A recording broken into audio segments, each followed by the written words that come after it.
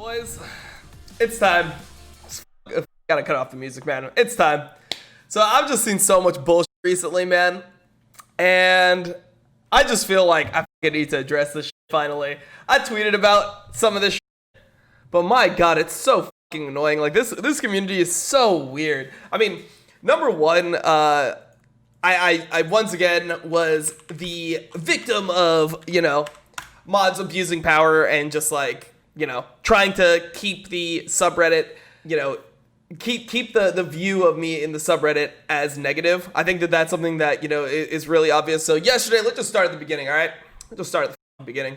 So yesterday, I went on Reddit and I decided to see this thread. So here's a thread where people are talking about North America, and they're saying that I spoke the truth about NA and NA fans after the Worlds games. And then, a lot of people beforehand were just saying that I was wrong in most of my predictions, that, I was just doing fake analysis. I was going for clicks. I'm hating on NA for no reason. I have no basis to my analysis. All I say is NA bad. I never give a reason why, which is just like, dude, just go to my fucking YouTube. Like, I literally have, unironically, hundreds of hours of actual analysis within my YouTube and my stream, where I am talking to personalities, I'm talking to pro players, I'm talking about every little thing about why NA sucks. I don't just say NA fucking sucks. I don't just say, oh, NA bad, NA bad, NA bad. I'm like, this is one of the reasons why NA is bad. This is one of the reasons why they're gonna do poorly at Worlds. Here's the draft. Here's the draft. The way that we pick is exploitable. Other teams have figured out counters to the way that we draft. This is gonna go wrong in Worlds. Here's the way the teams are managed. Here's the way that the teams are put together from the top. North American management is straight up fucking bad. The people that are in charge of making roster decisions don't actually know the game. The players, the coaches have way more knowledge on who's good, what players would fit into the team. What type of teams would be successful than the people that are the GMs making these decisions. So the management is bad. People are extremely overpaid, which I've cited multiple times. You have people like Hooney making millions of dollars that are just phoning it in. Like, this is the first time in years this man's played solo queue in North America since he's been here. And I go into play. I talk about how we side lane. I talk about the interactions between lanes, the lack of like jungle support warding. There's no more analysis that you can do on the situation, dude. I have literally hundreds of hours of talking about every single little problem. So, I decided to actually go into a kha'zix thread. So this actually, I'm just going to show you something. This actually wasn't a thread about me at all, right? kha'zix talks about casting love from Reddit if he would consider retiring from broadcast, and why he thinks NA has a better read of the meta than EU so far in plans. So they start talking about kha'zix. Nice. He's a caster, right? First comment about kha'zix. This thread should be about kha'zix, right? 1,000 upvotes, 94% upvoted. Mostly people agreed with it. What is this actually? What is this thread actually? It's just an IWillDominate hate thread in disguise, motherfuckers. Let's just go into it. Let's just look at what people are saying. Okay, let's just start with the second comment. All right, most upvoted comment. Or this isn't even the most upvoted comment. This is just the one that it was like sorted by best. This is sorted by best. So if we sorted by top, the most upvoted comment of the entire thread is why he thinks NA has a better read than EU so far. I remember Dom in the pros on his co-stream flaming NA for blind picking Rakan and saying he would get punished by any good region with Leona or Nautilus, but the exact opposite happened at play-ins. Anyone see the problem with this sentence? What is the problem with this sentence? Just to start off, what is the problem with the sentence? I remember Dominus Pros co-flaming on his co-stream, flaming NA for blind picking Rakan and saying he would get punished by any good region. Good region. So why, when NA plays Rakan against OCE, is my opinion now wrong? I said good region, and then they're talking about motherfucking play-ins. And it's just heavily upvoted. It's the most upvoted comment of the entire thread. This motherfucker has a C9. Dude, you're not C9, dude. You're just a fucking random. You're a piss random with a piss random opinion. Look at this. Look at this fucking this thread. All right, next one. Funnily enough, kha'zix was one of them. When people tried to defend it by saying the matchup is not that bad if Rakan goes unflinching and Merc treads, the response by Dom and them was, no, NA is just that bad. You have to be trolling. That would never work. The matchup is literally unplayable. Okay, the matchup is literally unplayable. Yeah, I said some bullshit, right? Let's actually read the next comment before we go into this, because we get to see yesterday North America blind picking Rakan Twitch. Draven Leona into Rakan Twitch. It's playable. They're saying it's playable. Okay, let's see, dude. I can't fucking wait. I can't wait to watch this game again. I stopped watching Gom's co-stream when he started doing that shit. It's like mentally he's perma stuck in high school where when other people around him are saying something, he has to do it so he can fit in. Number one, that's the opposite of how this shit worked. I had my own opinions on my own co-stream, and I added guests later on, and they agreed with some of my opinions that were just correct opinions. So I think Rakan is not blind pickable in a lot of situations. There are times where it is blind pickable, but most of the time it's not. If you play a weak early game jungler and a weak AD and support with Rakan, which Rakan is one of the weakest laning supports, you will get shit on by a Nautilus or Leona. You will not be able to fucking lane. You're going to be dry humping your tier 2 because you can't even walk to the fucking tier 1 at 2 minutes into the game, right? But I'm perma stuck in high school when I'm agreeing with people around me. So for me, the only way that I can actually be correct with these sick motherfuckers is if I actually just say something I don't believe. Oh yeah, I'm just permanently just mentally stuck in high school, right? Like, dude, it's just a high school opinion. I just don't actually believe that Rakan's that bad, but like, I saw some pros saying it on my stream, and you know what? Like, I just had to agree with them. That's like if somebody came in here and was like, racism is bad. And I was like, I agree racism is bad. And then they're like, oh, okay, Dom, that's kind of fucking cringe that you're saying racism is bad. You're only saying racism is bad because you're with other people that are saying racism is bad. Like, that's fucking some high school shit, bro. Like, have your own opinion. So for me to be correct in this guy's mind, I would have to be like, nah, man. Nah, you're all fucking wrong, dude. Racism is good. What? I have to say some shit like that? I have to say some ridiculous shit that I don't believe in order to actually appease these fucking worthless individuals. This is actually what I need to fucking do for these people. Like, what the fuck? It makes no sense, dude. It makes no sense. Why do I have to say things that I don't believe in order to fit, to be good? Like, what? That's so delusional. So let's actually watch what happens in Worlds versus a good region. Oh, and here's just where I screenshotted it. He was great at first, but his opinion of NA over time has become more and more pessimistic. Yes, because I thought the only team from NA that had a playstyle that could contend at Worlds was C9, and when they fell off a cliff, I thought NA was fucking doomed. That's what I said a million times. So far, it's looking doomed. Now, maybe NA can improve still, right? But they have to start doing different shit than they're doing here. And let's just look at what happens when you draft Twitch Rakan. Oh, we're 3 minutes into the game. Let's just start at 1 minute. Let's just start at fucking 1 minute. I'm not going to even show the actually, I will show the minimap. Fuck it. I'll just move the minimap. Hold on 1 second, guys. I'll show the minimap here. I said Leona Draven into Twitch Rakan would be fucking unplayable.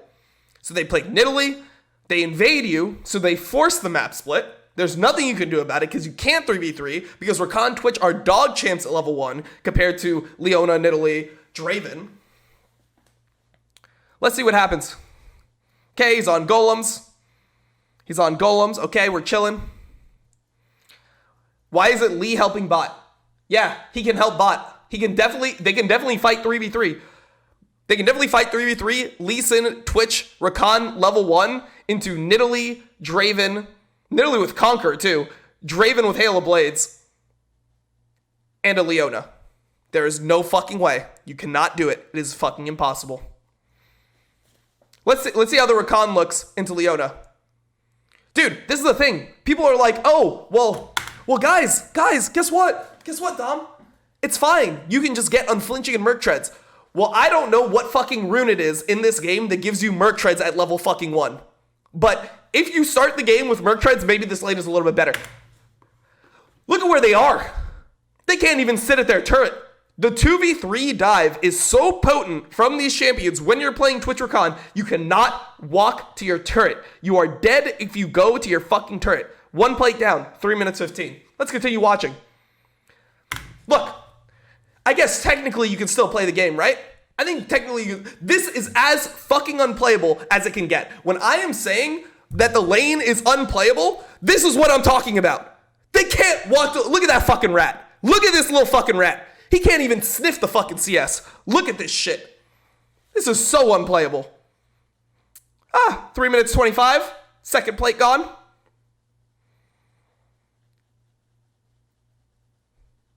Now, you can't even really blame TL. You can't even blame them, right?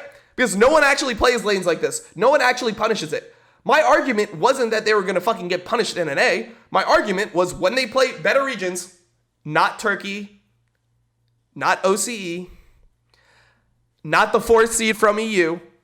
I said when they play against better regions, these should be theoretically pretty evenly matched up teams. The 3rd seed from one region, one major region, versus the 3rd seed from another region. It doesn't even look close. When you watch this game, it looks like Suning would win this game. With this draft, I would say that they win it like 95 times out of 100. By the way, Bin got pressured. Lee Sin came up. But what do you think is easier to deal with? Oh, they start a fight. All right, that's exhaust gone. That's exhaust gone. Let's see what keeps on happening. Okay. SOFM plays bot side again. Broxa clears Krugs. Look at the gold. How's the gold doing? Oh, they're down 1K at 6 minutes. And they're even in kills. What's happening on the bot side? Look, 3 plates down. Dude, there wasn't a Herald spawn in this lane or something. Herald hasn't even spawned yet. It's 7 minutes and 30 seconds into the game. Herald spawns at 8. They literally have lost 3 plates in this lane.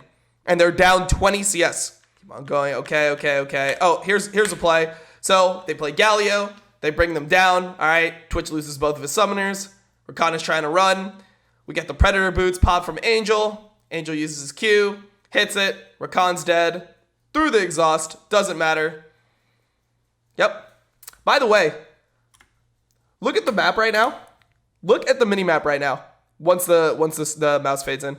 There's 2 wards in between the tier 1 and tier 2. Because these guys are getting shit on so fucking hard that there are now wards in between the tier 1 and tier 2. So if this little rat tries to go to the turret, look at what happens.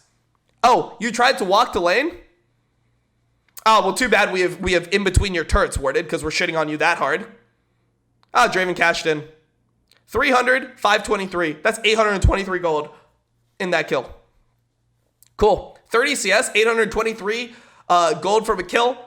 4 plates. It's not playable. It is really not playable, guys. But I'm just pessimistic. I'm just fucking delusional, I guess. Yeah, nah. So the way to appease these animals is to lie to my community. So I gotta lie. I gotta tell them that this is fine. Guys, it's gonna be okay. Guys, when we pick Rakan into Huan Feng at Worlds, dude, look at Tactical. Tactical's like a happy, nice guy. Huan Feng was abandoned by his mother at the age of fucking 12, dude. This guy has to fucking win these games. This guy grew up in the fucking struggle, man. His dad gave him $29 a month to live off of. $29 a month this motherfucker lived off of. Look at Tactical. Tactical still looks happy even though he's 0-1. Huan Feng wants to murder you. Look at his face. He wants to kill this guy. This is different levels of determination. Dude, the game isn't even a high kill game. TL plays pretty safe. But at 24 minutes, Suning is up 8,000 gold at 24 minutes. 8,000 gold and they're getting Ocean Soul. Or 24 minutes, sorry. 24 minutes, 8,000 gold. How fucking insane is this difference between teams? Well, Broxa doesn't need to do anything, guys. What about that narrative? What happened to that narrative? Broxa doesn't need to do anything because his lanes are really good. Because apparently that's how jungle works. Dude, SOFM has good lanes too. Okay, so what happens if SOFM is actually doing stuff and then your lanes are actually as good as TL lanes? What happens then? Oh, you just fucking hard lose. Oh, the enemy jungler has literally Flame Horizoned you soon. The enemy jungler has Flame Horizoned you and they are now up 10,000 gold at 25 minutes. Have you ever seen a Baron steal mean less than this? Have you ever seen a Baron steal mean less than this?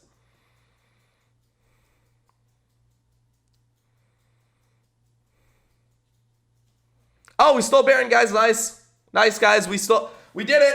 Hey, we got Baron. We're going to win. Wait, we still have no chance of winning. We got Baron. Let's hug under our fucking turrets. Let's hug our goddamn turrets. And then people just say, "Oh, dude, it's people like, dude, these guys that call themselves analysts have no real analysis." Man, we literally have hours of analysis. I've talked to LS for literally 12 plus hours, even outside of the fact that we do a show together, Face Check. I went on LS's stream. There's roundtable discussions where we brought in Bwipo, we brought in Malice, we brought in other pro players or former pro players, etc. And we discussed the state of the game, what the region needs to get better, why things are doomed. I had a talk with Max. I had a talk with ASIC. and LS. We had a 4-man talk where we talked about management being an issue, like how the people that are the general managers, the people that put the teams together, don't actually know enough about the game to do this. And they put teams together that don't really function. The scouting is off. Like, dude, you knew what type of jungler you were getting in Broxa. It makes no sense to me that TL got Broxa and expected something different.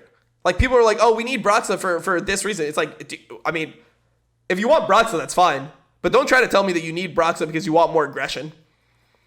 Like, this guy is the least aggressive jungler that we had in Europe. They almost got soloed on cooldown as well.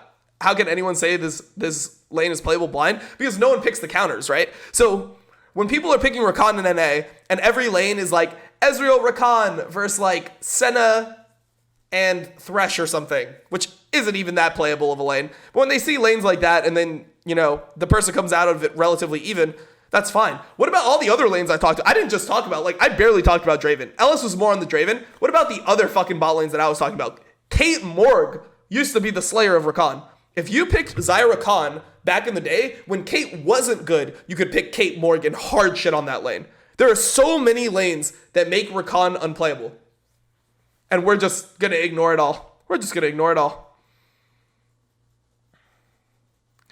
This is when you kick the AD in. When the AD mispositions and you kick him in, this is what it looks like.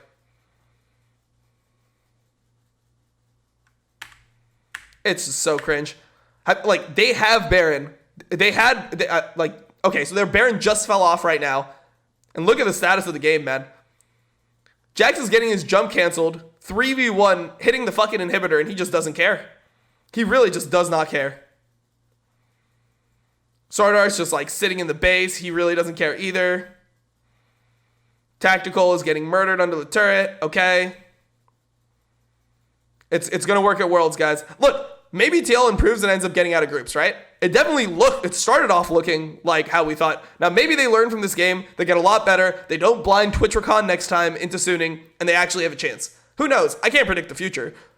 But going into it, we were only talking about the strategies that TL was currently using. I'm not saying that TL players could never win versus Suning players, but with the strategies that they were using in North America to win games, it is not possible. It is not possible because this is what's going to happen, dude. This is what's going to happen. Man, it's just crazy. It's so crazy when you look at this. It's like, yeah, man, I just stopped watching Domsco. They shit on my stream. They shit on my opinions. They say Ellis is even worse. He had a shitty opinion of LPL the whole year. Dom called him out, so he started 180 and started overrating LGD out of nowhere. The caster on the Crackdown even said the gap between the top 2 and the bottom 2 of LPL is massive. People thinking Suning can make semis are downright crazy. Like, they can if they get a good draw, man. They really can if they get a good draw.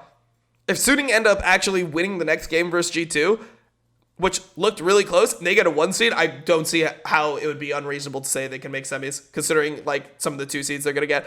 Probably I wouldn't rate them over DRX or JDG if they end up getting those, but if they get the Group C, B seed, fine. Yeah, they're probably fine. What about like comments in YouTube videos, bro? What about my IWD clips where people are just saying, Dom is so NA biased, it's insane. TSM's hopes for getting out of groups. Do we really still believe that LGD, after getting beat by wildcards, are going to still perform better than TSM? I mean, I know, like, it's not an unreasonable opinion. This was before they got beat by wildcards anyway. It's hard for me to believe that LGD is going to perform worse than TSM. Calling it all 3 NA teams out of group. SS it, boys, and roast me later. All right? TSM gets out of groups, and Dom isn't allowed to hang out with Miss Mary Jane for a month. Yeah, dude. Nice one. Calling it now, TSM first place out of groups.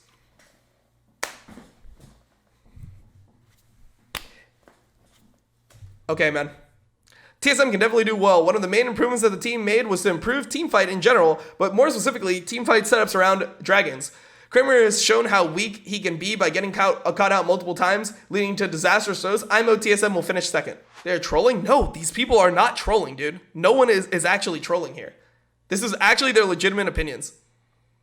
Not gonna lie, Dom's co-stream has gone downhill fast since he started having guests on. Same with LS's, but for different reasons. With Dom, it turned into a circle jerk, and with LS's, there's just barely any discussion of the game, and instead we have a podcast or item rants. Not that I dislike a Crowny or LS podcast, or that LS doesn't know anything about itemization, just kind of to watch the actual game stream of game analysis. Yeah, I almost want to rewatch some of old Dom VODs from Spring Split because I remember him being genuinely good. He would occasionally bash players, NA, but it wasn't something he went into the game intending to do. I still don't. I legitimately still don't want to bash NA players. But when games turn out like this, what can you actually say? Oh, Sneaky and Medios, oh man, they're so much better. They're way better at co-streaming than you. They talk about the game. They don't blindly flame players, but actually try to understand what they might be thinking or reasoning for their decision. Dude, what is this idea that I blindly flame? Like, there's so many times where I explain why I think something is bad. It's literally the entire fucking stream. IWillDominate and a lot of EU pros who failed to qualify for playoffs were flaming the shit and laughing about the Rakan pick. Maybe their lack of understanding of the game is why they failed to make playoffs. It's just an entire flame thread, man. Like, this is just an IWillDominate hate thread. Let's be real. Let's just be real. This is just an IWillDominate hate thread. They'll just make another excuse, a la, it's just the play-ins. The teams that are here sucks. Yeah, that's just an excuse, man. Like, how is this an excuse? I'm like, hey, dude, group stage, those teams, the best teams in the world, the teams that you actually have to beat to, like, get to semis, to get to quarters, like G2, the 3 teams from China that were already seeded into group stage, the 3 Korean teams, Fnatic probably, those teams are going to abuse you for a lot of these picks. Notice either way that there's no tangible reasoning. Dude, how much reasoning was there, dude? How much reasoning was there behind it, dude? We talked about so many reasons why the Rakan pick was not viable. With like the lane bullies that were being played, it was mainly like Caitlyn, Ashe, those types of champions that can just push you in. You're forced to bleed CS. The Rakan doesn't actually get to scale into the game. And if they play an aggressive jungle matchup, if you're really limited in your picks, so for example, Broxton can only play Lee Sin and Graves, you ban Graves, he's forced on Lee Sin, that champion doesn't win versus a lot of the junglers that are popular right now, level 1. Even Eve beats Lee Sin level 1 in like a stacked up group fight, especially like around race, because Eve can like solo the race with Talisman while the rest of the team pokes you off the red. Lilia, Nidalee, like all these champions just win.